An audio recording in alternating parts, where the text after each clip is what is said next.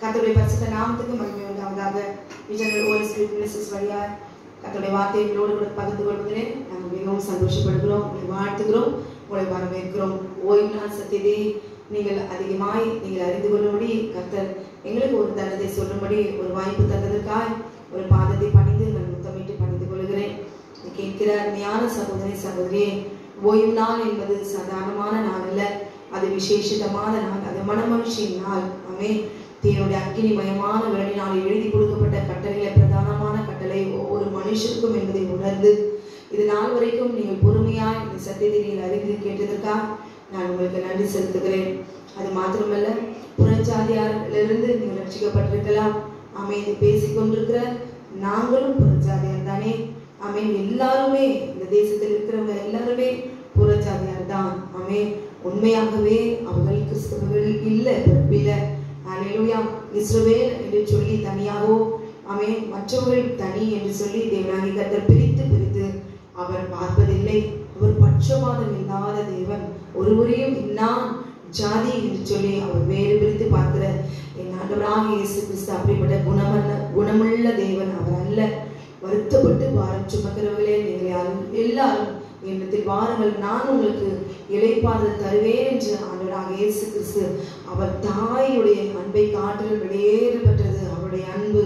அல்லேலூயா. அவருடைய வார்த்தை நம்மை தேற்றும். ஆமென். ஒடுங்கி போய் வேதனையோடு கூட ஆமென் ஒடுக்கப்பட்டு கண்ணீரோடு கூட நீங்கள் போகிற பாதையில யாராவது ஒருத்தர் அன்பாக நம்ம இடத்துல பேச மாட்டாங்களா என்று சொல்லி அப்படிப்பட்டவர்கள் போகிற பாதையில நெருக்கடியில தேவனுடைய வேதத்தில் இருக்கிற ஒரு வார்த்தை ஆறுதல் படுத்தும் என்பதை உணர்ந்தவளாக நான் உள்ளோடு கூட பேசிக் கொண்டிருக்கிறேன். அல்லேலூயா. அநேக தருணங்களிலே நெருக்கத்தின் பாதையில உபத்திரவத்தில கடந்து போன பாதைகள் எல்லாம் என்னை ஒரு மனுஷன் யாரும் தேற்றினது இல்லை. அவன் ஒரு உறவினர்களும் என்னை உயர்த்தி என்னை தேற்றினது ஒருவரும் இல்லை.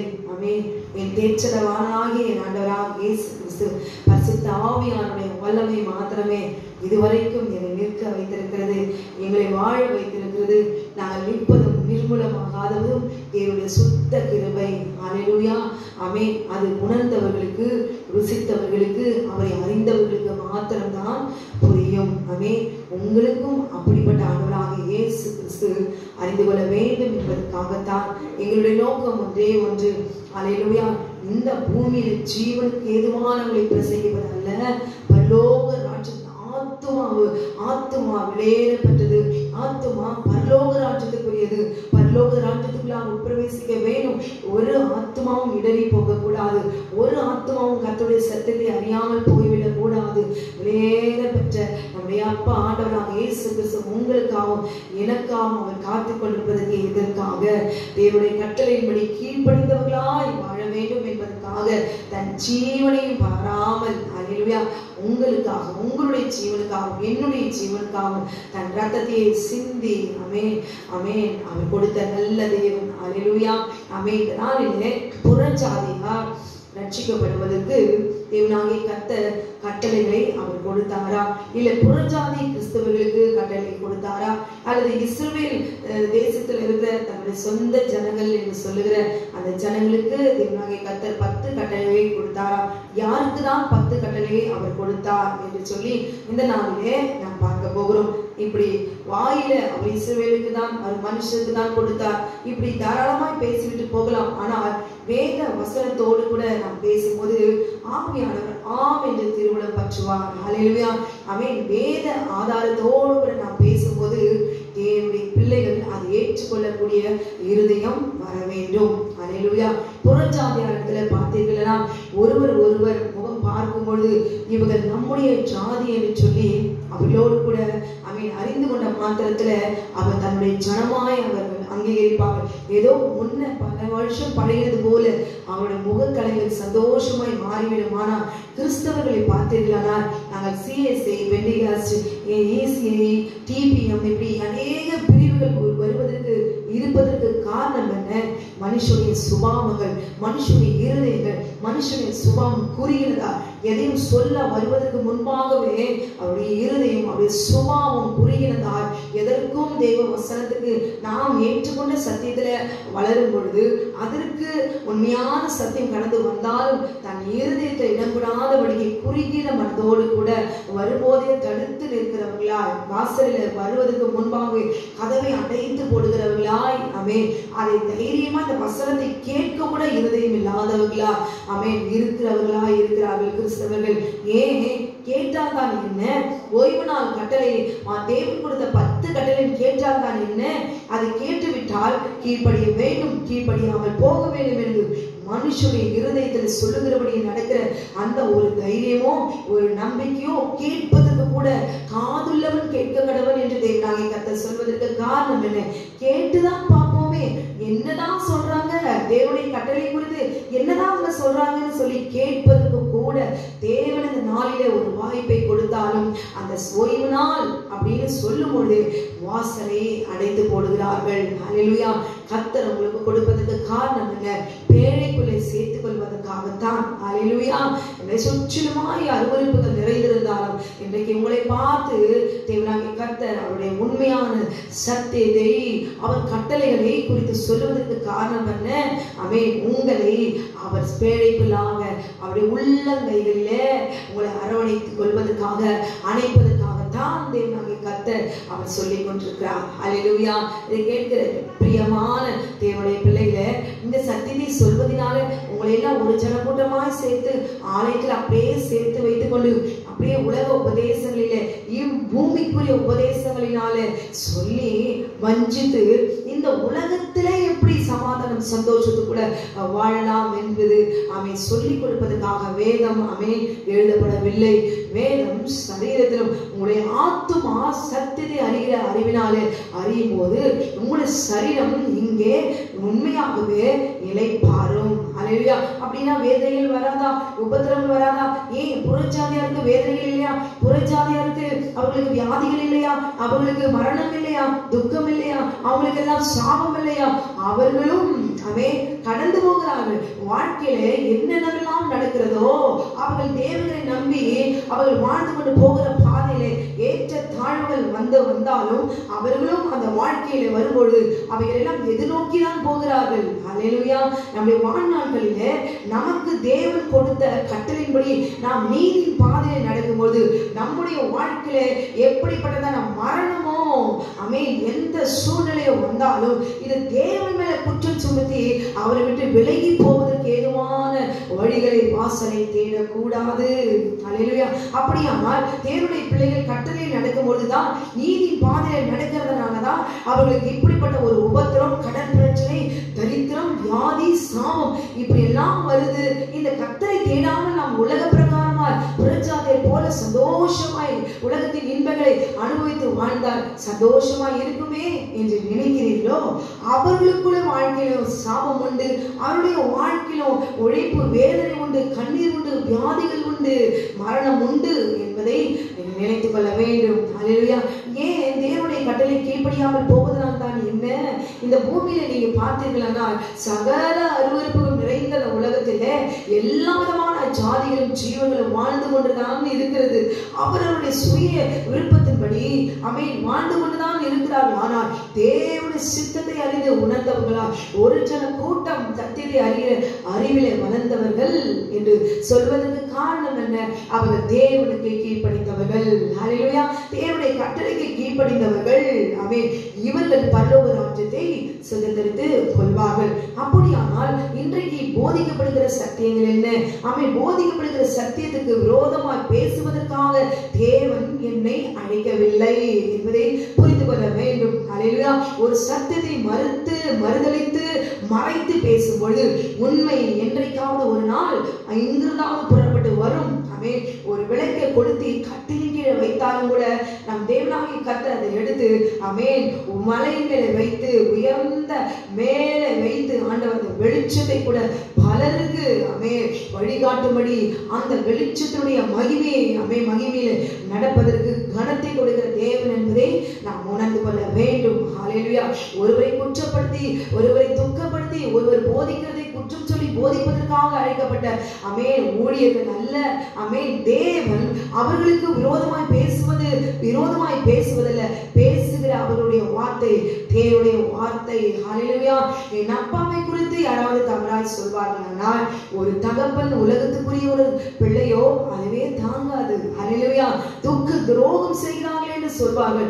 ஆனால் போதிக்கிற கர்த்தருடைய வார்த்தை தவறாய் போதிக்கும் போது அந்த வார்த்தை தவறு என்று சொல்லும்போது அவர்களுக்கு விரோதமானது அல்ல, அவன் தவறான வழி நடத்துதல் என்று சொல்லி தேவனுடைய நீதி பாதையை அவன் வழிகாட்டி இதுவே நடக்க வேண்டிய வழி பாதை என்று சொல்லி அவன் தேவனாகிய கர்த்தர் நடத்துவதற்கு காரணம் என்ன என்பதை உணர்ந்தவர்களா இந்த பாதையில ஜீவன் உண்டு, இந்த பாதையில நித்திய ஜீவன் உண்டு என்பதை உணர்ந்தவர்களா நாம் நம்மை சீர்படுத்தி சத்தியத்தை அறிகிற அறிவிலே நாம் வளர்ந்து கொண்டால் ஆமென் நாம் ஆக்கினைக்கு தப்புவிக்கப்படுவோம். ஹல்லேலூயா.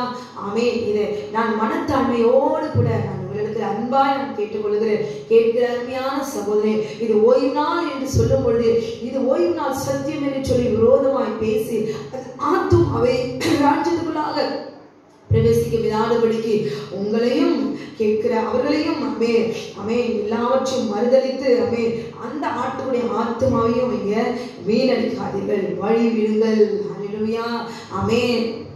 இன்றைக்கு ஒரு சினிமாவை பார்க்கிற ஒரு ஜனம் கூட அதுல கூட ஏதோ ஒரு சந்தோஷம், ஏதோ ஒரு இளைப்பாறுதல் அவர்களுக்கு கிடைக்குது.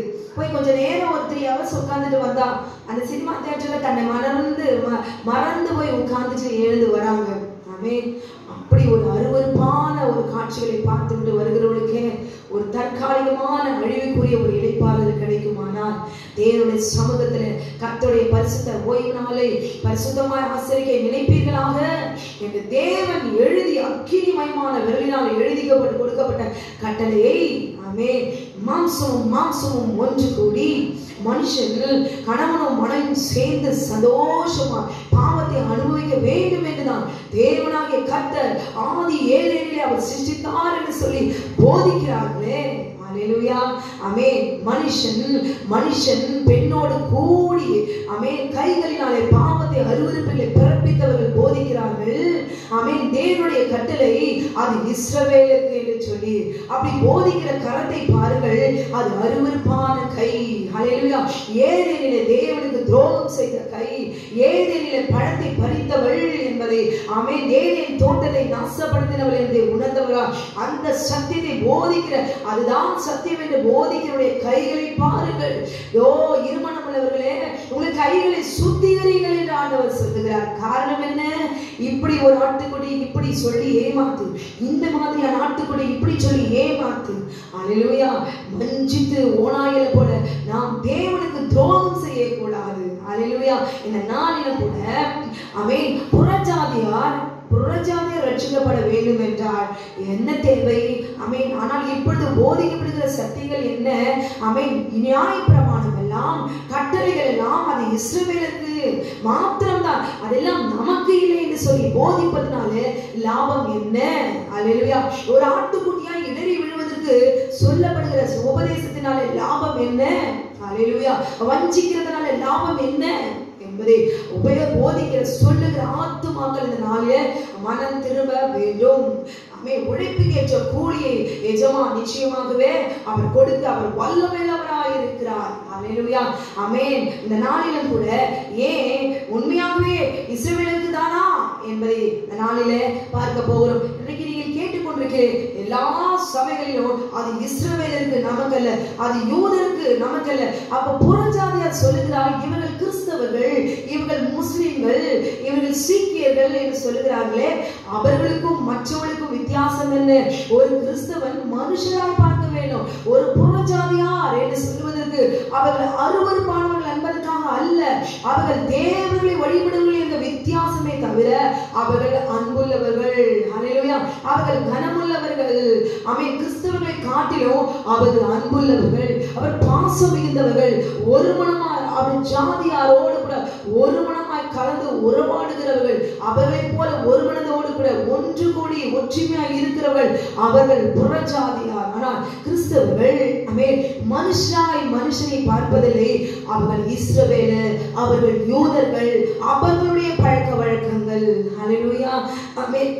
இஸ்ரவேலுடைய தேவன் மாத்திரம் வேண்டும்.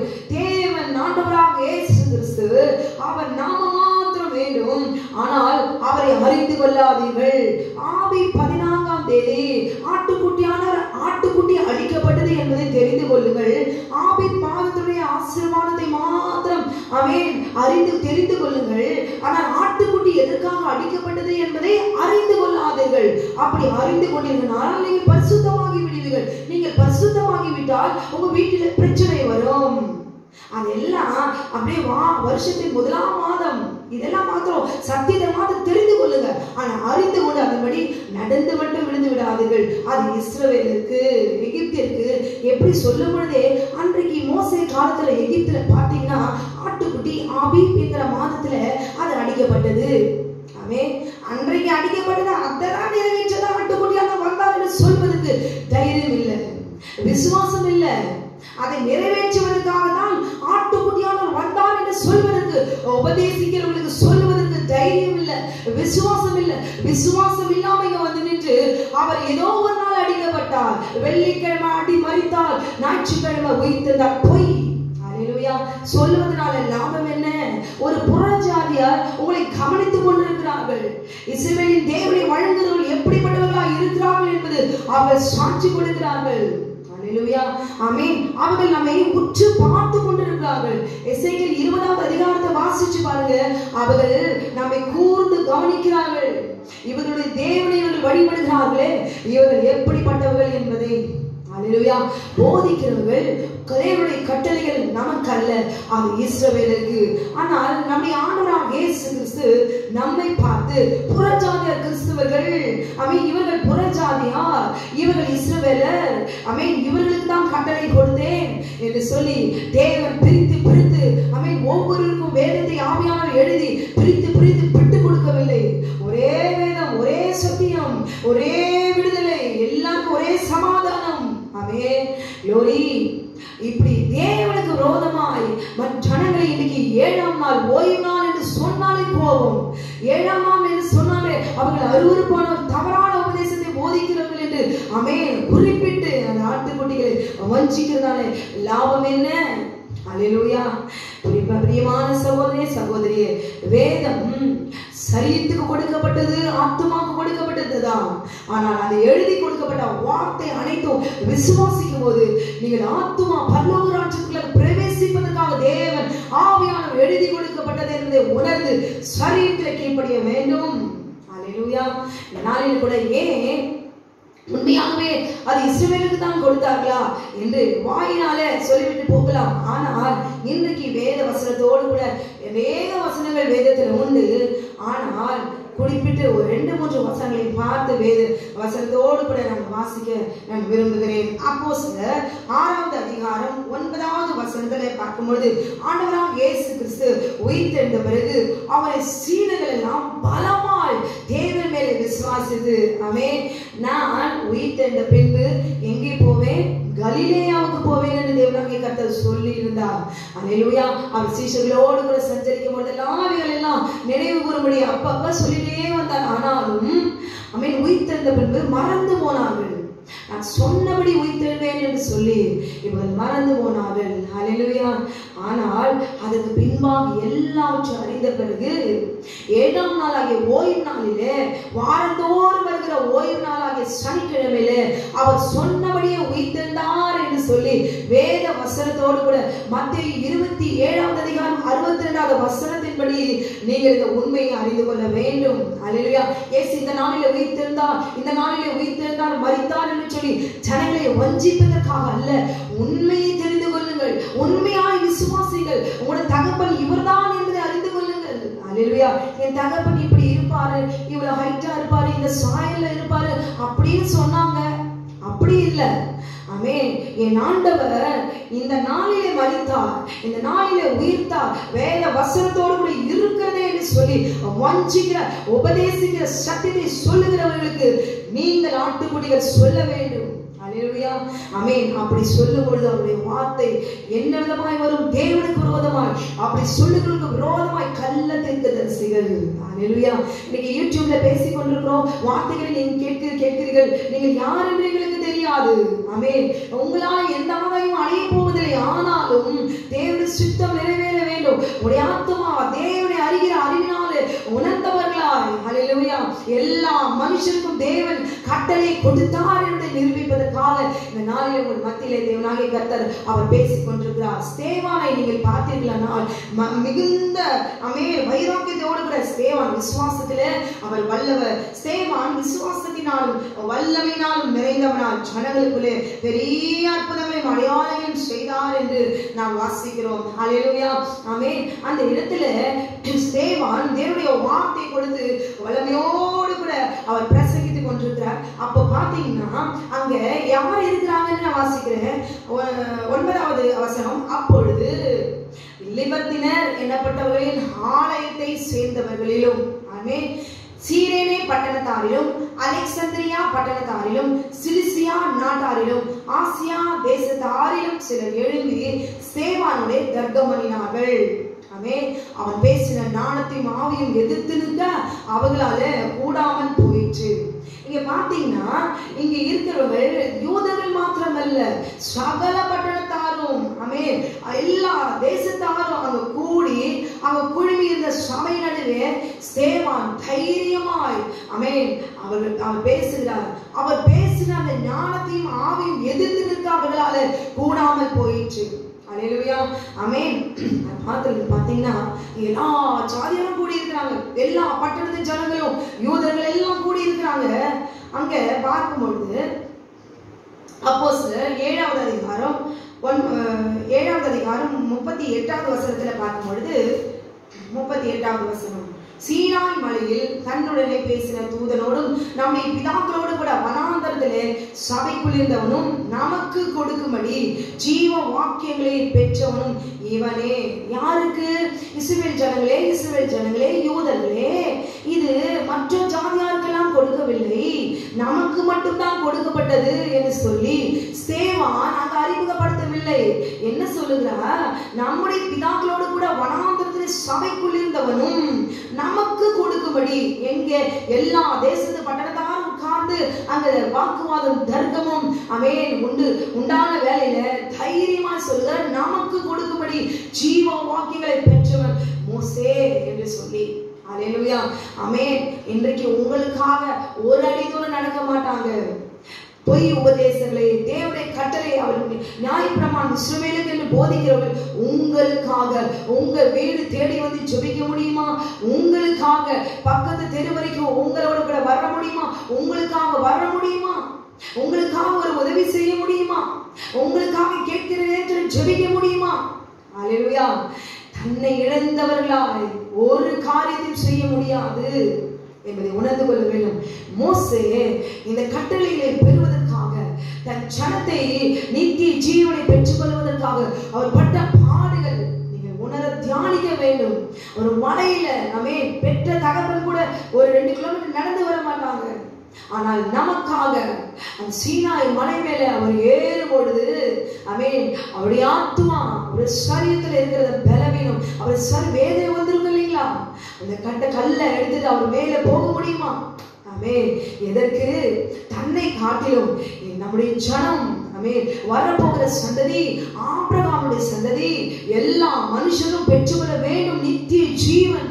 ஒரு மனுஷனாலே, ஒரு மனுஷன் தன் சரீரத்துல ஆத்மாவை தேவனுக்கு ஒடுக்கி கட்டளைக்கு கீழ்ப்படுத்த அவர் ஏறின போது வரப்போகிற மனுஷ சந்ததி முழுவதற்கும் நித்திய ஜீவன் கிடைக்க போகிற ஒரே சந்தோஷம். அல்லேலூயா, ஆமென். இப்படி மற்றவர்கள் ஓய்வு நாட்கள் எல்லாம் அழித்து விரோதமாய் பேசுகிறாங்களே என்று சொல்லி குற்றப்படுத்தி அவர்களை குறைபடுத்தி பேச வேண்டும் அல்ல.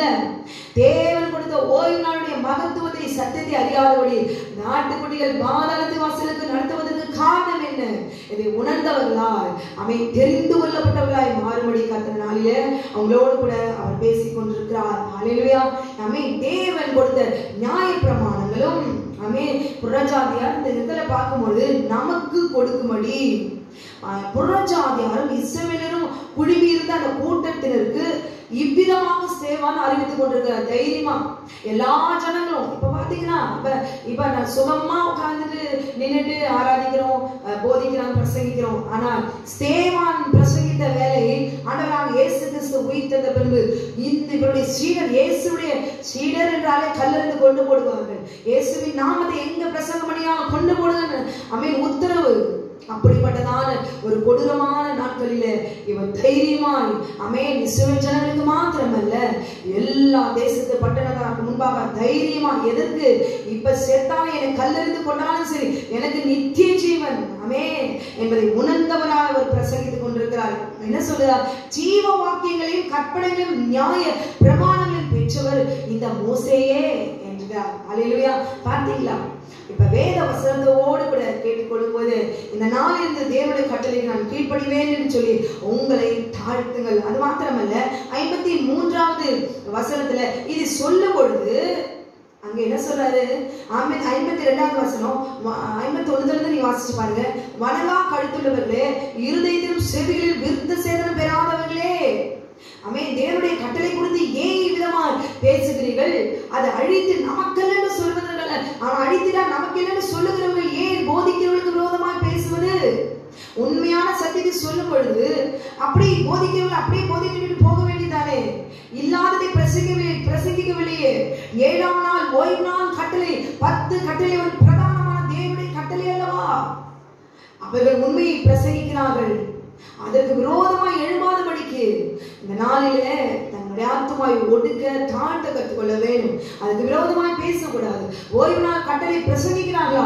அது தேவனுடைய கட்டளை கொடுத்து பிரசங்கிக்கிறார்கள். அது பொய் இல்லையே.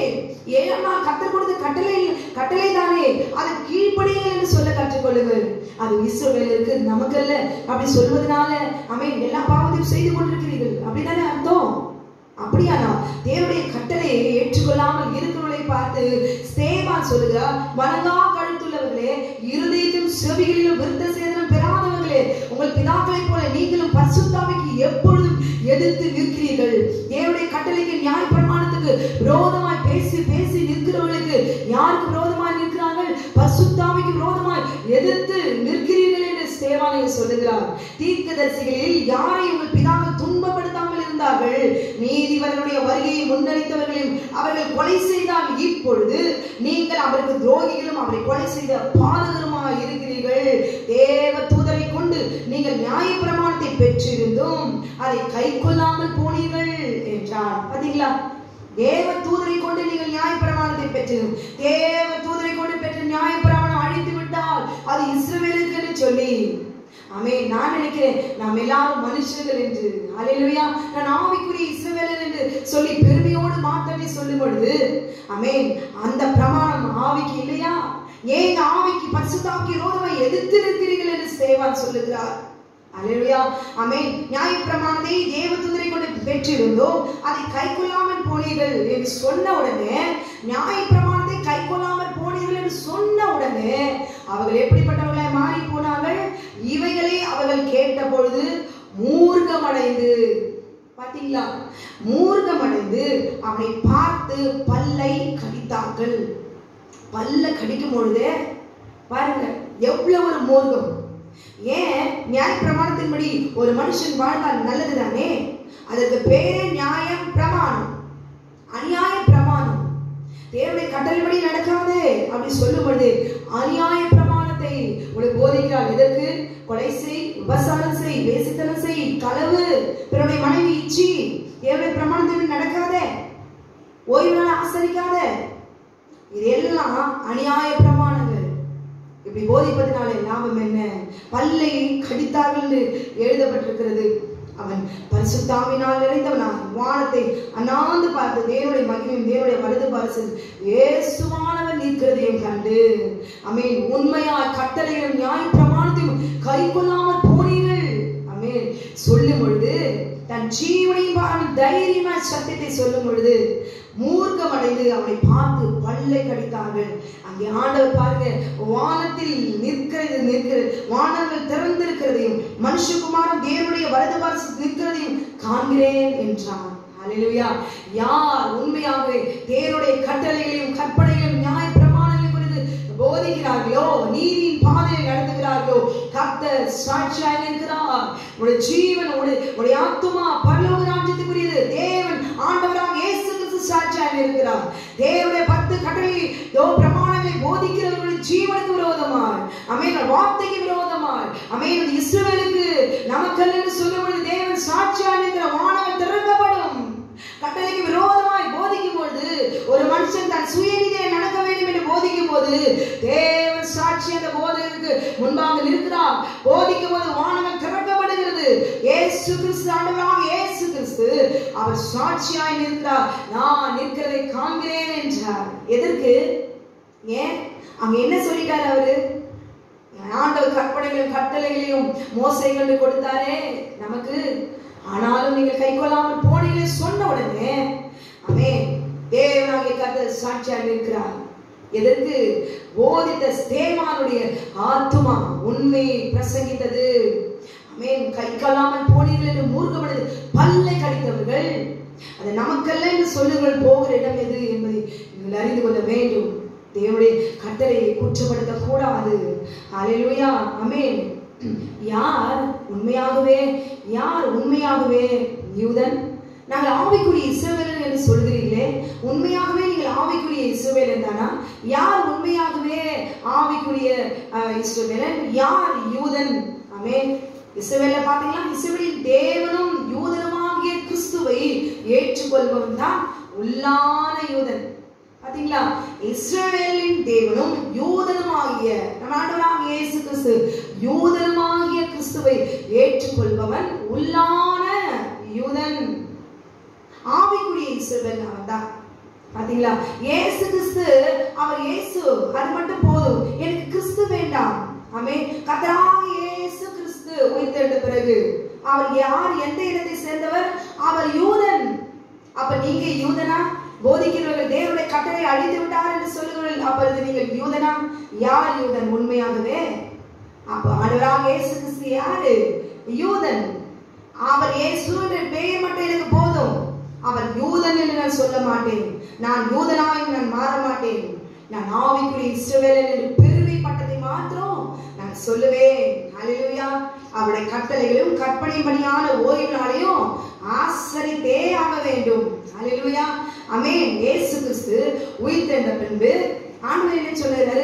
நான் உயிர்த்தெழுந்துட்டேன், என் பிதா ஞானம் இல்லாமல் கட்டளைகளை கொடுத்து விட்டார், கற்பனைகளை கொடுத்து விட்டார், நியாயப்பிரமாணத்தை ஏதோ அவசரமா தெரியாதபடி ஜனங்களுக்கு கொடுத்துட்டார். நீங்கள் சந்தோஷமாய் வாழ முடியவில்லை, உங்க சுயமாய் நீங்கள் இச்சிக்க முடியவில்லை, பாவம் பாவம் என்று பிரசங்கித்து ஆமென் அப்படியே அக்கினியில் சுட்டது ஜனங்களை அப்படியே பூமியில அப்படியே புதைத்து போடுவதுதான் அவர் அக்கினி.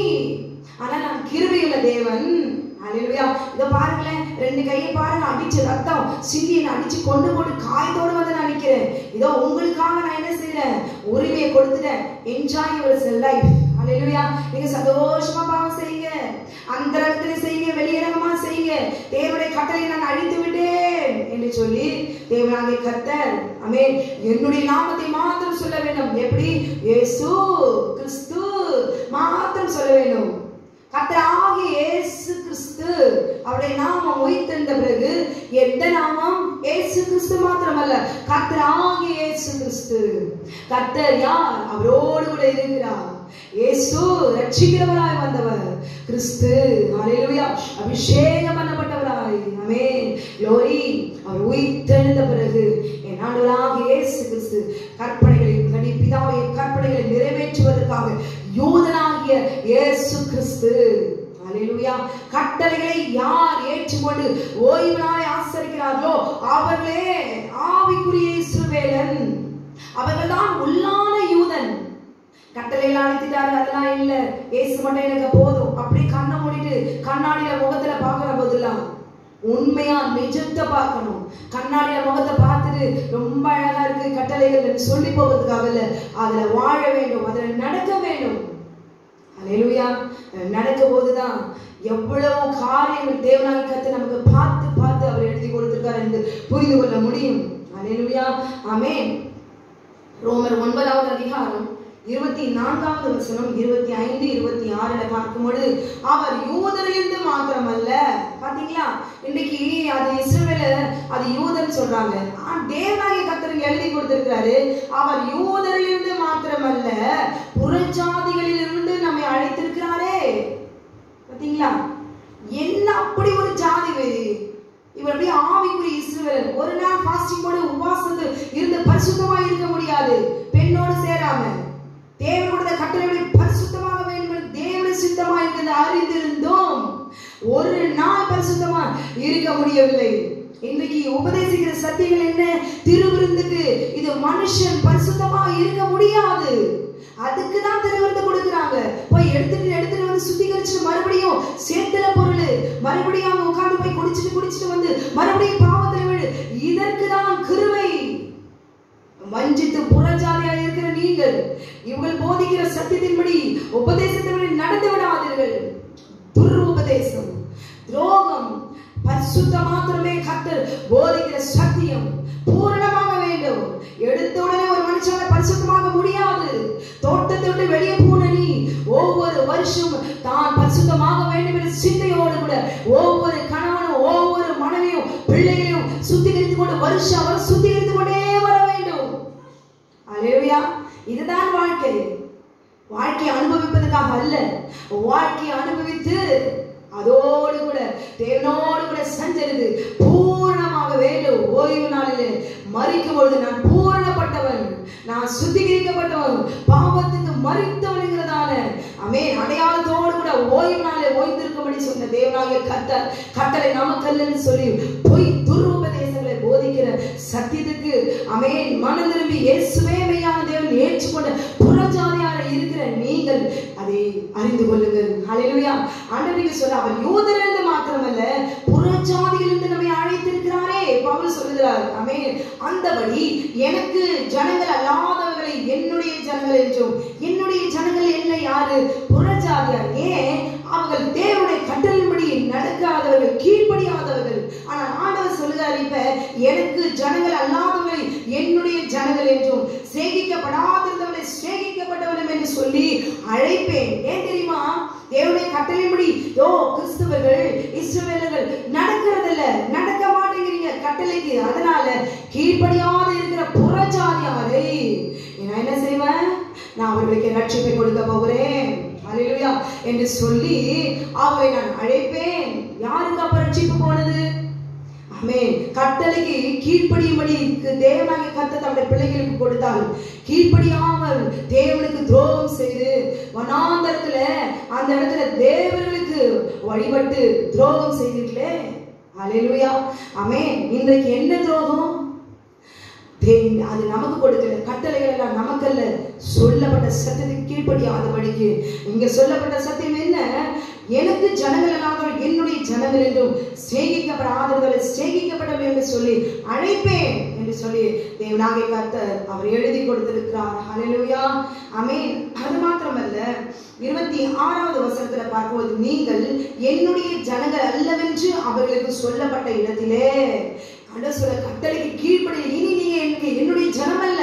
ஆண்டவர் அங்கே ஆண்டவர் தீர்க்கதரிசிகள் மூலமா சொல்லிட்டாரு, இனிமே என்னுடைய ஜனம் நீ இல்ல, நான் உன்னை உக்கிர கோபத்துல அழிக்க போகிறேன் ஆண்டவர் சொல்லிட்டார்.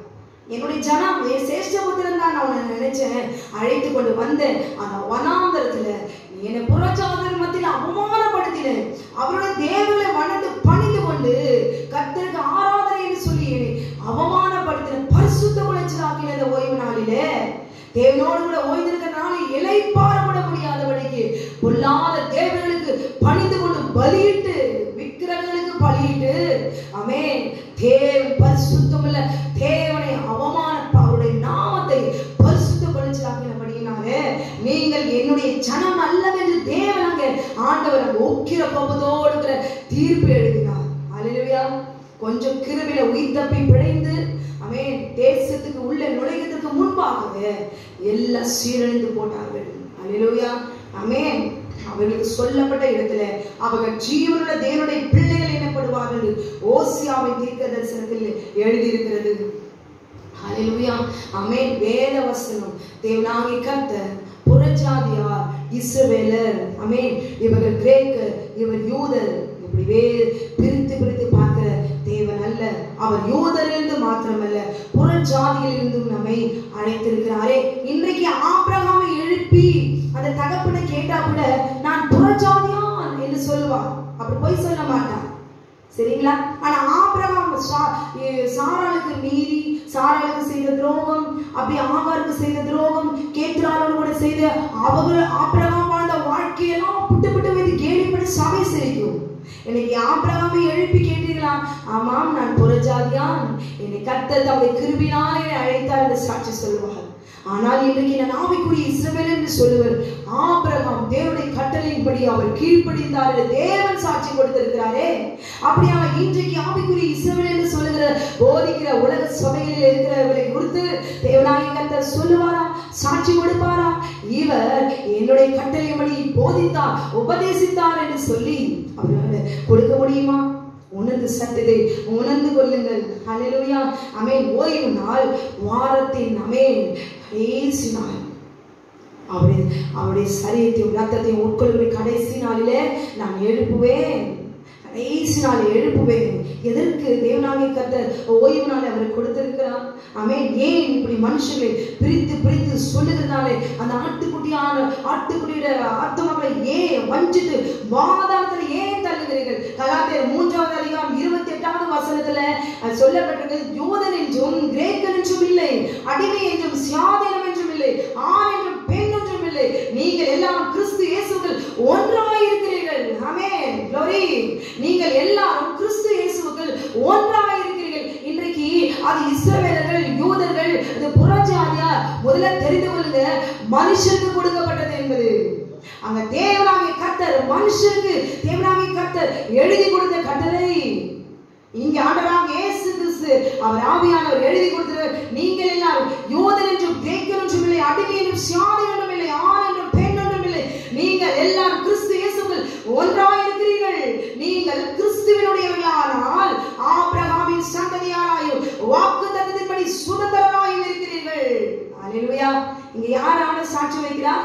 ஆபிரகாமின் சந்ததியாராயும் வாக்குத்தத்தத்தின்படி சுதந்திரராயும் கானானுக்குள்ளாக இந்த பூமியிலே கானான் தேசத்து வாழ்க்கை வாழ வேண்டும் என்றால் தேவனுடைய கட்டளையின்படி வாழ்ந்தால் மாத்திரம்தான் கிறிஸ்தவர்கள், ஆவிக்குரிய இஸ்ரவேல் என்ற வார்த்தையை சொல்லுகிறவர்கள், புறஜாதியார் யாரா இருந்தாலும் ஒரு மனுஷனுக்கு தேவனாய் கொடுத்த கட்டளையின்படி வாழ்ந்தால் மாத்திரமே இந்த பூமியில இருக்கிற சரித்தில் இருக்கிற கானானுக்குள்ளாக நிம்மதியாய் வாழ முடியும். ஹல்லேலூயா. பரம கானானுக்குள்ளாக ஆபிரகாமுடைய வாக்குத்தத்தத்தின்படி சுதந்திரராய் உள்ளே போக வேண்டும் என்றால் தேவனாகிய கர்த்தர் கொடுத்த ஓய்வு நாள் கட்டளையை மீறாதபடிக்கு ஆமென் எழுதி ஆண்டவர் கொடுத்து நீங்க எல்லாம் ஒன்றா இருக்கீங்க. ஜாதி வரி பிடித்து நான் இந்த கிறிஸ்தவன், அந்த கிறிஸ்தவன், நான் இந்த பிரிவு, நீங்க எந்த பிரிவு, ஓய்வு நாள் சொல்லார் எந்த பிரிவுமே இல்லை. அது ஓய்வு நாள் என்று சத்தியத்தை சொல்லும் பொழுது அவர்கள் பாதாளத்துக்கு உபதேசத்தை போதிக்கிறவர்கள். ஆமென். இதை கேட்டுக்கொண்ட அருமையான சகோதரி, சகோதரியே, சகோதரியே, ஏதோ நாங்களா ஏதோ சொல்லவில்லை, வேத வசனத்தோடு கூட ஆமென் தேவனாகிய கர்த்தர் உங்களுக்கு தெளிவுபடுத்திக் கொண்டிருக்கிறார். அது மாத்திரமல்ல, யாக்கோபு 1வது அதிகாரத்துல பார்க்கும் பொழுது தேவனுக்கும் கர்த்தராகிய இயேசு கிறிஸ்துவுக்கும் ஊழியக்காரனாகிய இங்க தேவனுக்கும் கர்த்தராகிய இயேசு கிறிஸ்துவுக்கும் ஊழியக்காரனாகிய யாக்கோபு சிதறி இருக்கிற 12 கோத்திரங்களுக்கும் வாழ்த்துதல் சொல்லி எழுதுகிறதாவது. ஆமென். சிதறி இருக்கிற 12 கோத்திரங்களுக்கும். அப்படின்னா நீங்கள் எல்லாம் அப்படியே போதிக்கிறவர்கள் தேவனுடைய கட்டளையில அழித்து போட்டார் என்று சொல்லுகிறவர்கள் எந்த ஜாதியார், எந்த கோத்திரத்தார்? இங்க எழுதிப்பட்டிருக்கிறது, யாக்கோபு எழுதியிருக்கிறார், சிதறி இருக்கிற 12 கோத்திரங்களுக்கும் நாங்கள் ஆபிரகாமுடைய சந்ததியார், நாங்கள் மோசேயினுடைய சீடர்கள். அப்பே பிரிவு உண்டு. ஆனா இன்றைக்கு சிதறி இருக்கிற 12 கோத்திரங்களுக்கு வாழ்த்துதல் சொல்லி எழுதுகிறதாவது. அப்ப இன்றைக்கு போதிக்கிறீர்களே ஓய்வு நாள் கட்டளை, ஆமென், அது 10 கட்டளை எல்லாம் நமக்கல்ல என்று சொல்லும்போது சிதறி இருக்கிற 12 கோத்திரங்களிலே நீங்கள் இல்லை. ஆமென். உங்களுக்காக ஆண்டவர் யாக்கோபை வைத்து எழுதி அவர் கொடுத்திருக்கிறார், மனுஷனுக்கு கொடுத்திருக்கிறார். உங்களை 12 கோத்திரத்து பிள்ளைகள் அவர் ஏற்றுக்கொண்டாரே. ஹல்லேலூயா. ஆமென். விசுவாசிக்கிறவர்களை கோத்திரத்தை பிள்ளைகள் என்று அவர் எழுதி கொடுத்திருக்கிறாரே. ஆமென். ஆனால் நீங்களோ நான் அதற்கு அவருடைய பிள்ளைகள் என்று நீங்கள் சாட்சி கொடுக்கிறீர்கள். தேவனுடைய சத்தியத்துக்கு விரோதமாய் பேச கூடாது. யாக்கோபு 4வது அதிகாரத்துல பார்க்கும்பொழுது 7வது வசனத்துல தேவனுடைய கட்டளை அழித்து போட்டால் நமக்கு என்று சொல்லுகிறவர்கள் என்ன செய்ய? யாக்கோபு 4:7 ஆகையால் தேவனுக்கு கீழ்ப்படிந்திருங்கள், பிசாசுக்கு எதிர்த்து நில்லுங்கள். ஆனால் இவர்கள் சொல்லுகிறாங்க, நான் தேவனுக்கு கீழ்ப்படிய மாட்டேன், பிசாசுக்கு கீழ்ப்படிவேன். ஹல்லேலூயா. அப்பொழுது அவன் உங்களை விட்டு ஓடி போவான். எதிர்த்து நிற்க வேண்டும். யாரு? கீழ்ப்படிந்தீர்கள், தேவனுக்கு கீழ்ப்படிந்தீர்கள், பிசாசுக்கு எதிர்த்து நில்லுங்கள். தேவனுக்கு போது தேவனுடைய கட்டளைக்கு கீழ்ப்படியும் பொழுது மட்டும் மாத்திரம்தான் பிசாசுக்கு எதிர்த்து நிற்கிற வல்லமை உங்களுக்குள்ளாக வரும். அப்பொழுது அவன் உங்களை விட்டு ஓடி போவான். எப்படி? தேவன் கொடுத்த 10 கட்டளைப்படி கீழ்ப்படிந்து நடக்கும் பொழுது கீழ்ப்படுகிற பிள்ளைகளை பார்த்து சத்துரு ஓடி போவான். அல்லேலூயா. 8வது வசனத்துல பார்க்கும்போது தேவனிடத்தில் சேருங்கள், அப்பொழுது அவர் உங்களிடத்தில் சேர்வார். பாவிகளே, உங்கள் கைகளை சுத்திகரியுங்கள். இன்னைக்கு உங்களுக்கு தீர்க்கமாய் சொல்ல முடிகிறது, ஆணும் பெண்ணும் சேர்ந்து வாழ்ந்து சந்தோஷமா வாழ்வதற்காக தான் தேவன் எழுதி பிரமாணத்தை கொடுத்திருக்கிறார் என்று சொல்லி அப்படமாய் அதற்கெல்லாம் வியாக்கியானம் பண்ணி போதிப்பதற்கு உங்களுக்கு தேவ ஞானம், உங்களுக்கு அவ்வளவு ஞானம் இருக்கிறது இல்லையா? பாவத்தை அறிகிற அறிவினால வளர்ந்து போதிக்கிற சத்தியங்கள். அல்லேலூயா. ஆண்டவர் சொல்கிறாரு, உங்கள் கைகளை சுத்திகரியுங்கள். தேவனுடைய அக்கினிமயமான விரலினால 10 கட்டளையும் ஆண்டவர் எழுதி கொடுத்திருக்கிற கட்டளைகளை பாவத்தை செய்த போதிக்கிற தேவனுடைய கட்டளை அழித்து கொண்டாட இஸ்ரவேலுக்கு என்று சொல்லி அப்பட்டமாய் பொய் சொல்லி தேவனுடைய வார்த்தைக்கு துரோகம் செய்து நான் ஆவிக்குரிய இஸ்ரவேல் என்று பொய் சொல்லி புறஜாதியாரை கலங்கடிக்கிற உபதேசங்களை மீது விலகும்படி கட்டதனாலே கண்களை திறப்பாராக. கைகளை சுத்திகிறீர்கள். உங்க கையை கொஞ்சம் பாருங்க, கொஞ்ச நேரம் ஒரு 2 நிமிஷம் இப்படி கொஞ்சம் பாருங்களேன். நீங்க அந்த கையை பார்க்கும்போது உங்களுடைய நினைவுகள் எல்லாமே உங்களை கண்ணை குத்தலும். நீ இந்த பாவத்தை செய்யல, இந்த வருஷத்துல இந்த பாவத்தை செய்யல. அல்லேலூயா.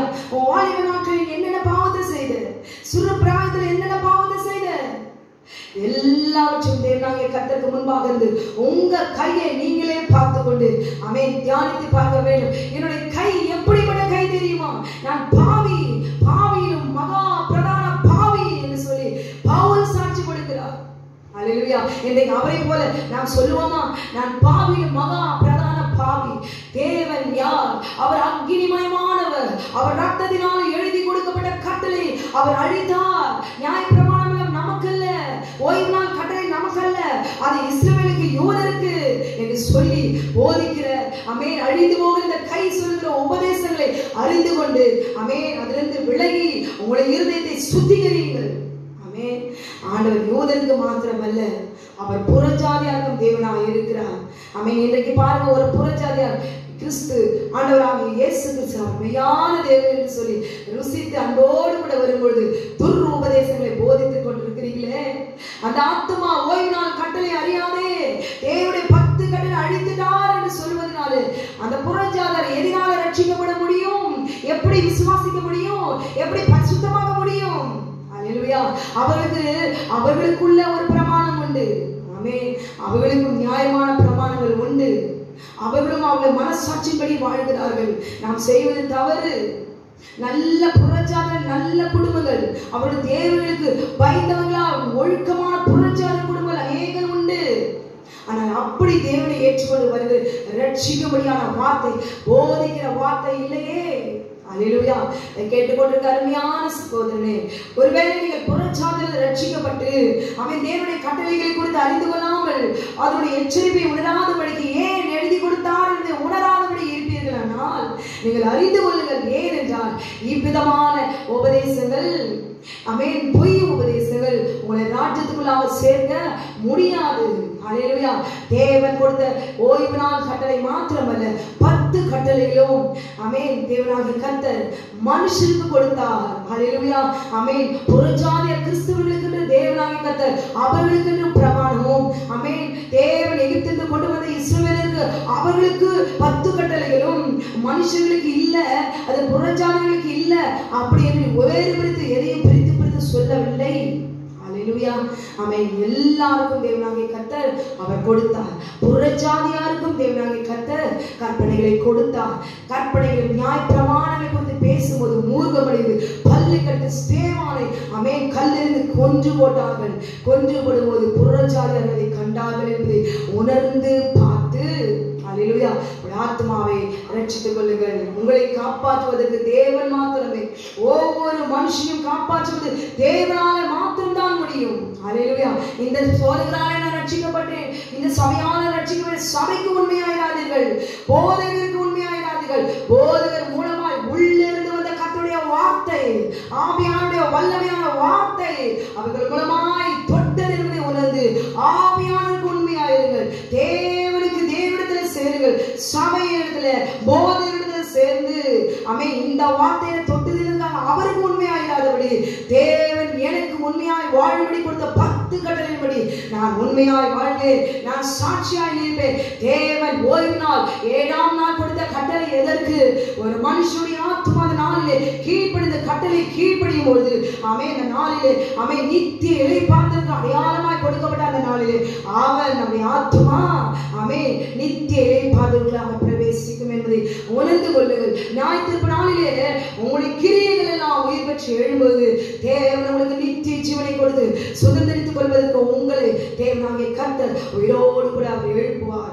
ஆவியானவர் ஆம் என்று திருமணம் பற்றுகிறார் என்று எழுதியிருக்கிற அவருடைய வார்த்தையின்படி இந்த நாளிலே உண்மையை உணர்ந்து 7ஆம் நாள் கட்டளை சென்னை பண்ணாதபடிக்கு இந்த நாளில் கீழ்ப்பிடித்து நடக்கும்படி ஆண்டவராகிய இயேசு கிறிஸ்து நாமத்தினாலே நான் மிகுந்த தாழ்மையோடு கூட நான் கேட்டுக்கொள்வதை கேட்டுக்கொண்டு அருமையான சகோதரே சகோதரியே, இதை மற்றவர்களுக்கு சொல்லுங்கள். ஹல்லேலூயா.